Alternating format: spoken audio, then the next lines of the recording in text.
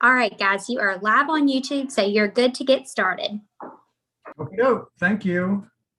All right, it is 5:02 p.m. We do have a quorum with Brent and Nikki and myself. And this is the regular meeting of the City of Hartsville Parks Committee. I hope that everyone has received a package with the minutes of the October meeting, and you've had an opportunity to look at them. Are there any additions, corrections, or changes that need to be made?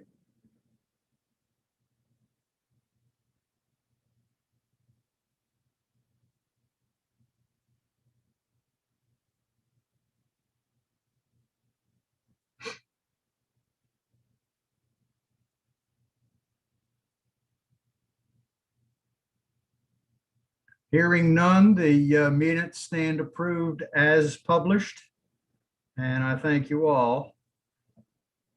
Next item on the agenda is to discuss pocket parks. And when we met in October and talked about them, I left you with a homework assignment, for lack of a better word.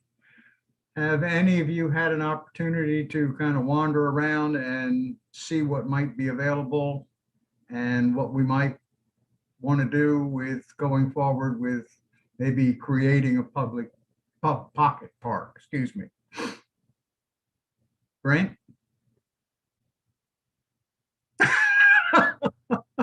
Don't look so excited. I had it on my mind, but I didn't see anything in particular.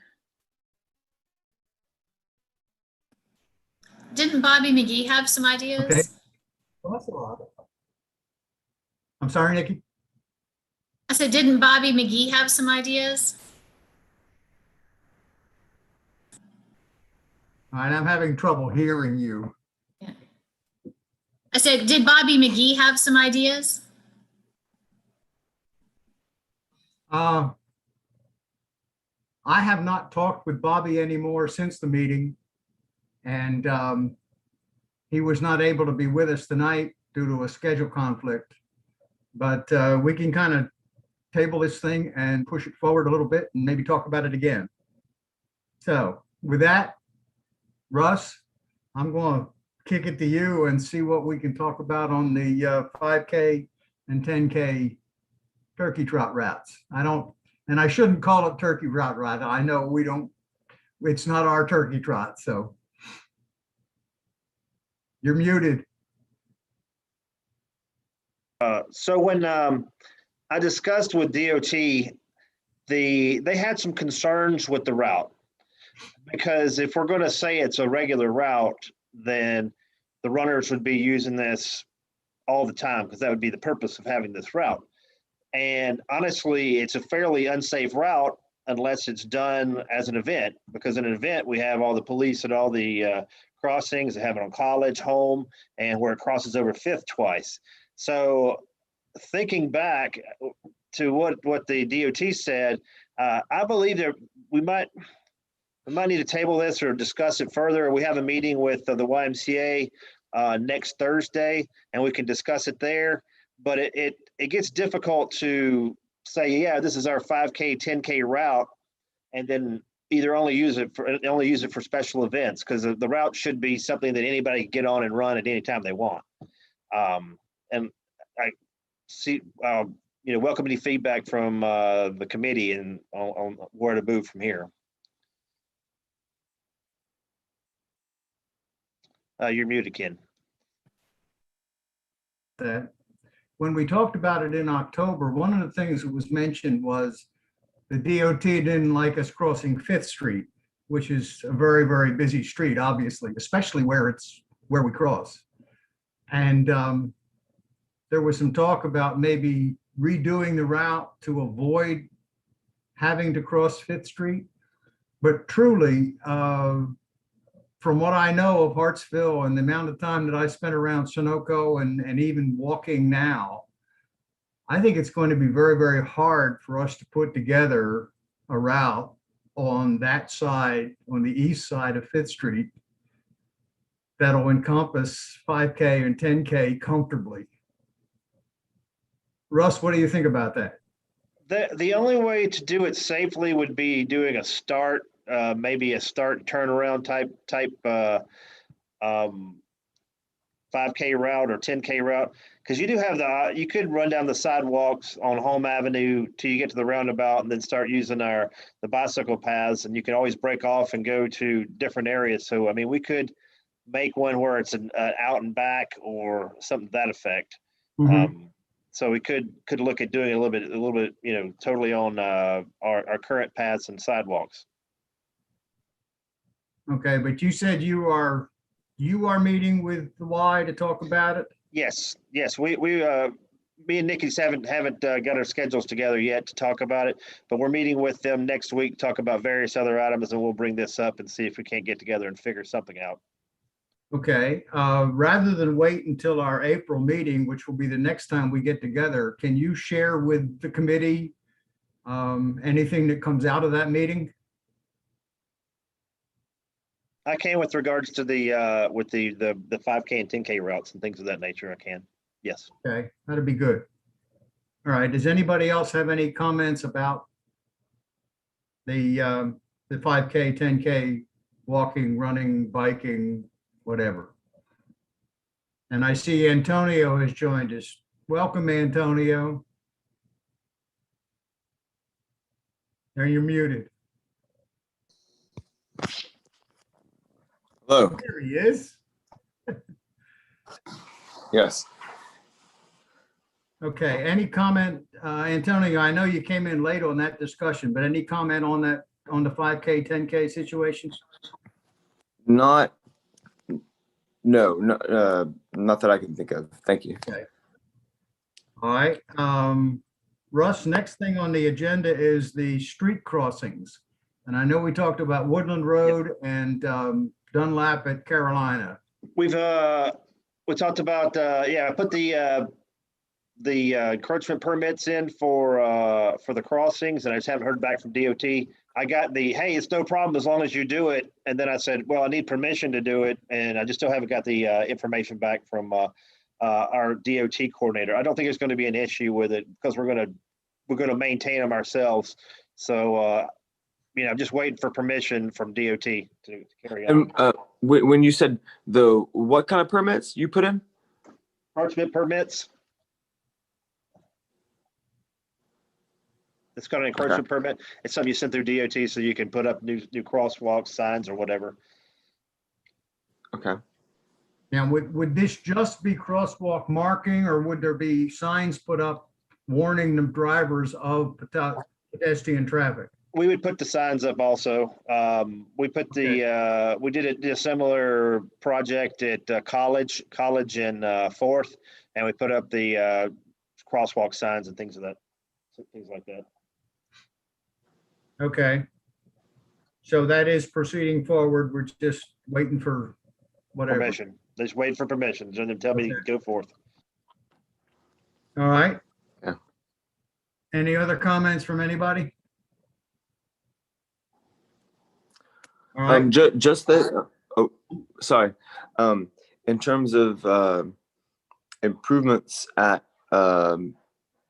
crossings at intersections, that we'll have more to say about this in just a second, but that one of our students on the research team this year is focusing on intersections in Hartsville, and that in addition to Woodland and Home and Barefoot in Carolina, which are a couple of the ones that we've been looking at, there are some other intersections too that, for similar and in some cases even more substantial reasons, we are interested in looking at getting permission from the DOT to improve them, and or asking DOT to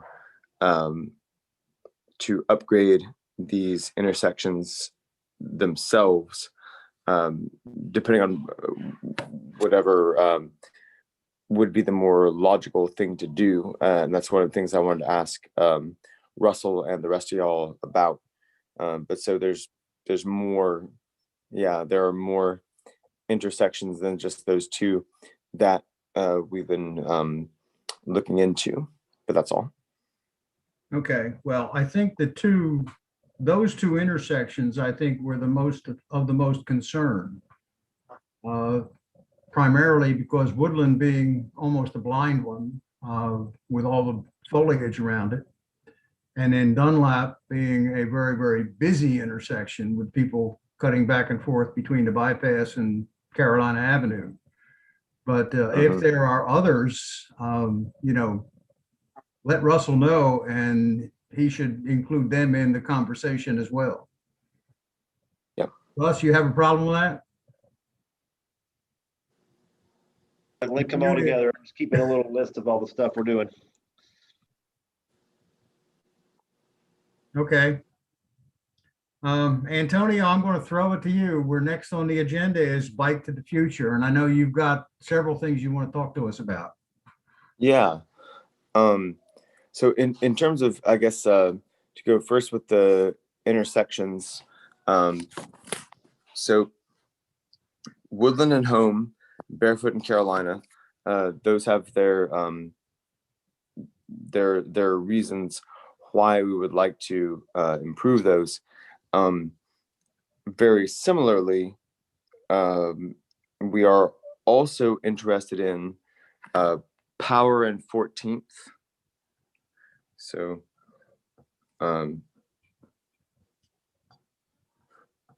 those two, because Power Street has marked, separate, protected cycling lanes on both sides of, on one side of 14th. Actually, from DOT's point of view, even more obviously, Power and Dunlap. On both sides of Dunlap, Power has protected, marked, painted cycling lanes, but there's nothing there to help any people on bikes get across 14th Street, Dunlap, across Dunlap Street. So there's that. And then at Power and 14th, there are bike lanes running right up to 14th, coming east along Power Street. If you're moving in an eastward direction, you get to 14th, and then the authorities have had enough of you. They have abandoned you. So, going across there, that would also be a good place to have a decent crossing for people. If we can convince the powers that be to paint them, build them in place. Then further, so Barefoot and Carolina, you guys talked about. In addition, at especially Railroad Avenue and 4th Street, South 4th Street, which, it's Railroad to the east of that intersection and Cargill Way to the west of that intersection. It changes names, that street several times.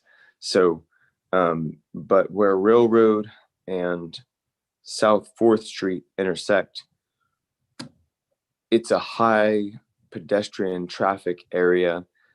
It will be basically forever, unless the governor's school pulls up stakes and moves someplace else, which I don't think Hartsville wants to see it do. And the at that intersection, there are nice, fancy, new sidewalks, ramps leading down to the street with variegated textures in the actual pavement, and yet to get across Fourth, nothing. So it looks as though it were designed to lure the general public, but especially visually impaired and wheelchair bound persons to that intersection, and then have them be hit by cars. That's kind of the way it's been built. So so that, I think, from the DOT's own point of view, would be a place where we could get a better designed and built. So just to kind of add that on to the discussion of Woodland and Home and Barefoot in Carolina, and also you guys mentioned Barefoot in Carolina. I assume you're also talking about Dunlap in Carolina, where we have the paved off-street mixed-use paths already in place, but nothing there for people to cross. So the students and Catherine and myself, we are also very interested in talking to DOT and any other relevant authorities to figure out what needs to happen in order for us to get what we would really argue for is a brightly painted striped crosswalk going across Carolina from north to south, and also ideally, we don't really necessarily expect DOT to do this, but ideally, a flashing pedestrian controlled beacon there where somebody could walk up or bike up and mash a button and be able to let all of the traffic coming from the west and east along Carolina know that they need to slow down / stop to let people go across the road. So like I said, we don't necessarily really expect DOT to do that, but there are students on the team at the moment preparing design and policy briefs to argue for just such a thing there and at other key intersections, so that we hope DOT might do some little fraction of what we are asking for. So. Well, Antonio, if I could interrupt you for a second, I think that's a very, very good point. You've got two major hotels right there, the two biggest hotels in Hartsville. You've got Cargill Way, which is really made to look like a pedestrian walkway. And you've got the lake area there that is trying to be developed, and it's going to have, pedestrian traffic, along with the new mini brewery right down the street. Russell, I think that's a concern, a serious concern, because I think we're looking to encourage pedestrian traffic in that area. The two hotels will generate pedestrian traffic, and that's something that needs to be run by DOT as well. You're muted. Probably Thank better you. To talk about a stoplight or stop sign or stoplight at that point, because there is going to be a significant amount of traffic in that area, Mhm. and it is going to be developed. We call it the Canal District in front of the governor's school. That's the main project of the city right now. So it's something that I can take up with our people and discuss, because something will need to be done there sooner or later. If we're going to have. So actually, Go ahead. oh, I was just gonna say, so actually like a full stop. I mean, you can't, that's too busy. Everybody uses that to go to Florence. They cut through cut down home and take a right on Fourth, and that's how they go to Florence. So Mhm. we're gonna have to put something there. I don't know if I think it's gonna be too unsafe with just a crosswalk. There's just so much traffic on Fourth. Yeah. Definitely. All right. Anything else, Antonio? Well, so in addition to that, Maggie, are you with us here? Yes, hello. Yeah. Hey. So Maggie Winsink, who I know this may embarrass you a little bit, Maggie, but it matters to the folks who are on the committee and in city government. Maggie is a student at the Governor's School and also the daughter of our English professor, Joe Winsink. So because folks tend to think a lot about, what are your roots in this area? How are you connected to all this? So in addition to going to school here, Maggie's family also lives here in Hartsville. And she's been, Maggie is, among a lot of other things, an artist. And she's been thinking about a ghost bike project that we would like to see installed here in Hartsville if we can. So I'll let you talk about the rest of it.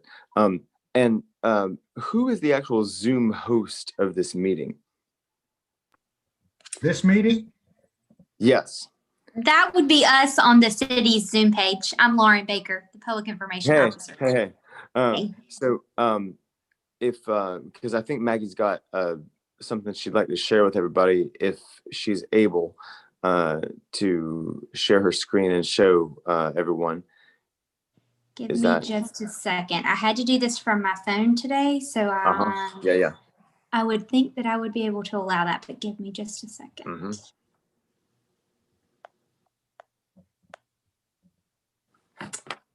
Security.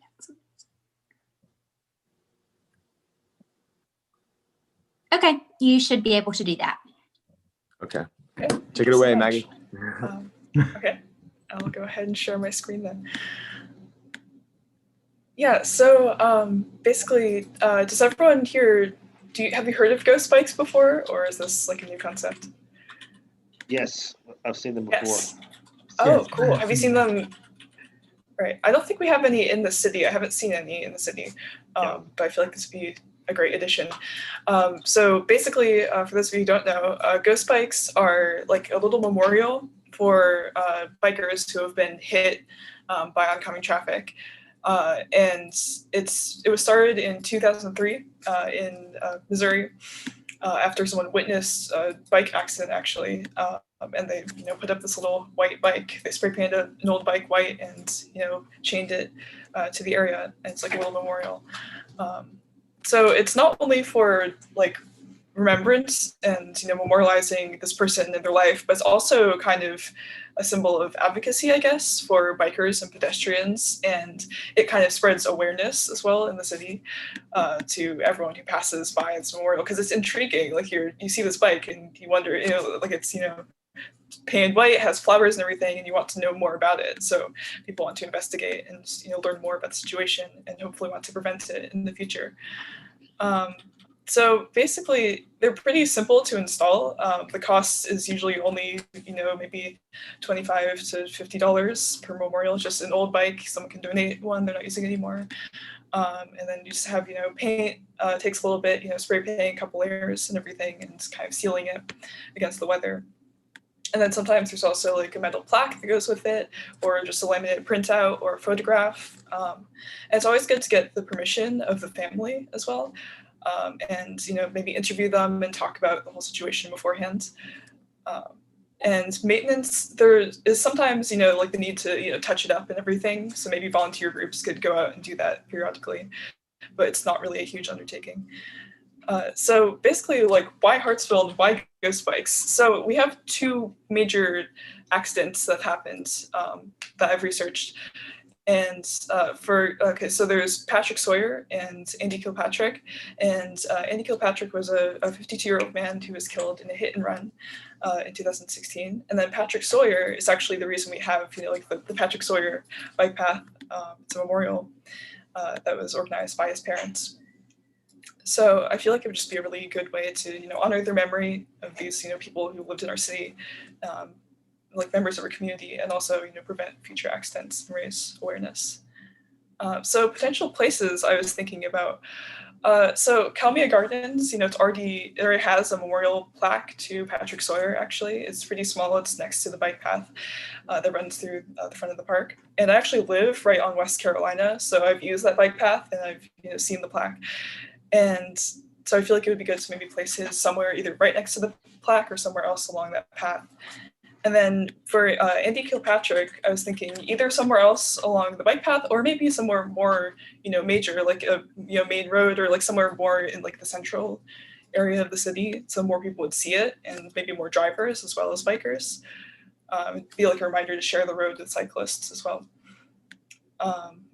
So yeah, and like if there's no space to be provided for the second one, then I could also volunteer the front of my yard because I'm right on that bike path. I'm right by the roads, so I could even place it in my front yard, and it'd be very visible to oncoming traffic. So lastly, so like what's the impact of this, and like how will it affect the community?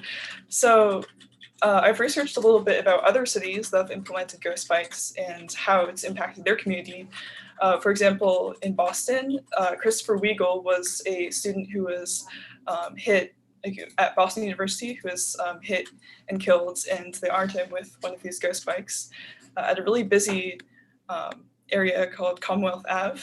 And afterwards, in the coming years, they enacted a whole new plan to transform the area and make it safer. And they had, separate bike lanes, and they just made it a safer design for everyone. So definitely raised awareness in, the community and, at the level of the government to make changes here. Yeah, so that's pretty much it. And then, so I guess the next step is to figure out, who needs to be contacted for this, maybe the Keepers of Kalmia, if we would like to put it there, or you guys, the Parks and Rec committee, or the city council.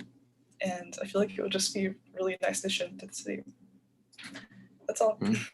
Any questions?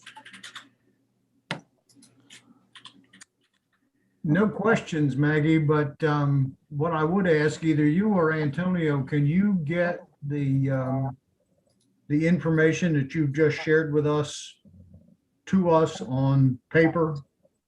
Of course, yeah, it's a lot. Something like that. We can do that for sure. Sometimes it's just like a plaque, or even like, a little, like a symbol of a bike instead of an actual bicycle. So there are like a lot of different variations. People, decorate it with flowers. People sign it sometimes. They'll have like a photograph. So a lot of different ways we could do it. Okay.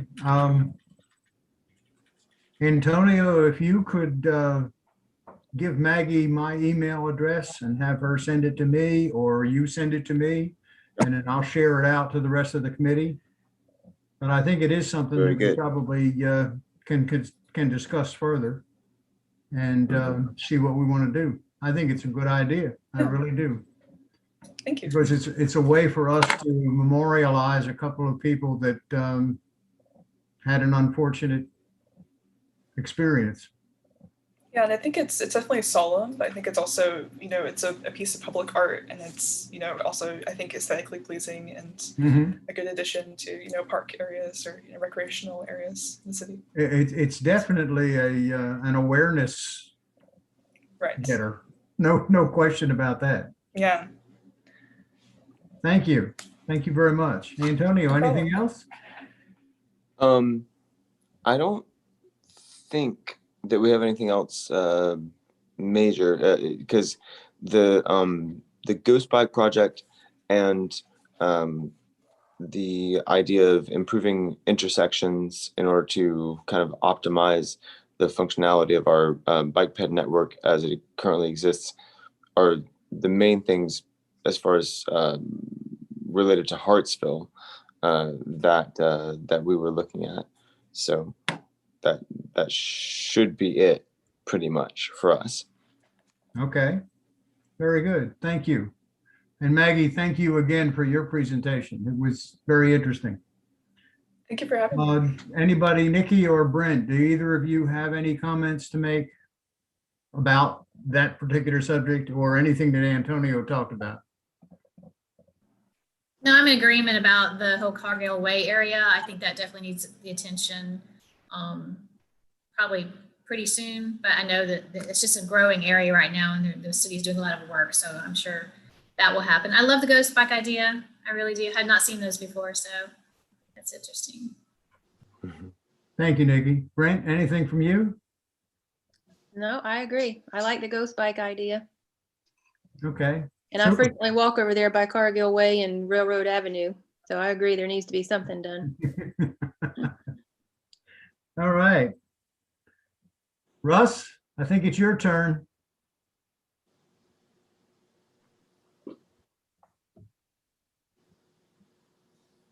Turn it over to Adam. He'll do the manager update today. Okay, there we go. Can everyone hear me? Yeah. Just got a few updates about just things we've been doing at Byerly during our what we call our downtime. We took the month of December and we installed new LED lights in our gymnasium, which is going to decrease our power consumption pretty substantially over the next few years. So we're excited about that. We started our basketball games back with the county. They're going to play through the month of February, and then it's off to softball and baseball. We're actually very excited. February 19th and 20th, we are hosting a regional cornhole tournament at TV Thomas. We're expecting anywhere between 100 and 150 participants over the 2 days. So we're actually very excited about that. Adam, when was that again? I'm sorry. What was the date Which on part? that? February 19th, which is a Friday, and February 20th, which is a Saturday. Okay. So in 2 weeks.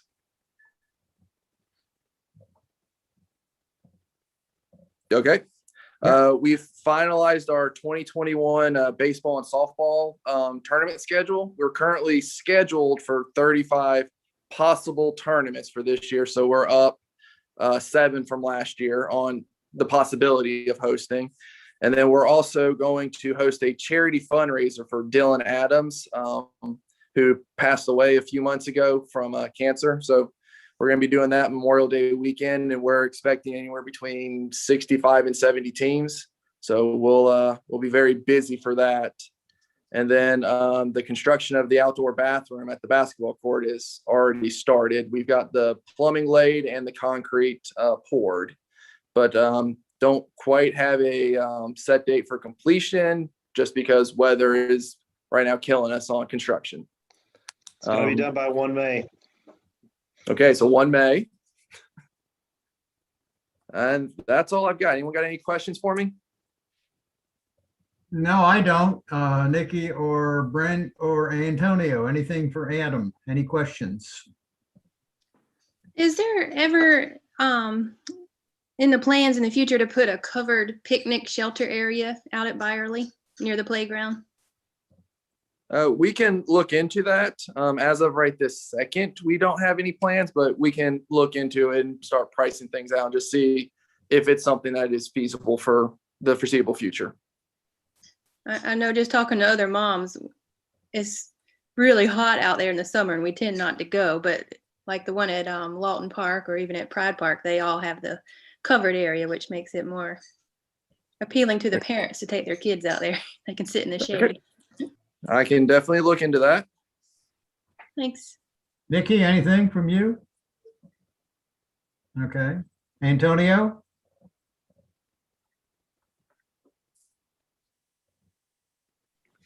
No, I'm good. Thank you. Okay. Does anybody have anything else they want to talk about or bring up? New business, old business? Wow, okay. That's good. I think that'll do it, folks. And Maggie, again, thank you for your presentation. Antonio, thank you for inviting her. And Nikki and You're Brent, thank you both for participating. And our next meeting will be April the 14th.